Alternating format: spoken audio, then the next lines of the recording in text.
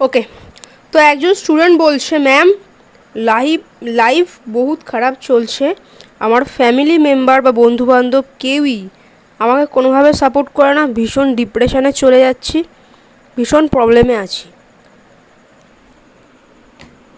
তো তোমাকে আমি একটা কথা বলবো, তোমাদের সবাইকেই বলবো, দেখো আমাদের লাইফে প্রথমত আমাদের যে লড়াইটা ওটা আমাদেরকে একাই লড়তে হয়।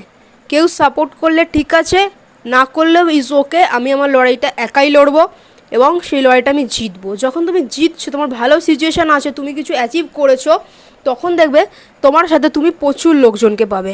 ঠিক আছে, তোমার আনন্দ করা, মজ মস্তি করা, নাচ গান করা প্রচুর লোকজনকে তুমি পাবে। বাট তোমার খারাপ সময়, তোমার লড়াইয়ের সময় তোমার একা লড়তে হবে।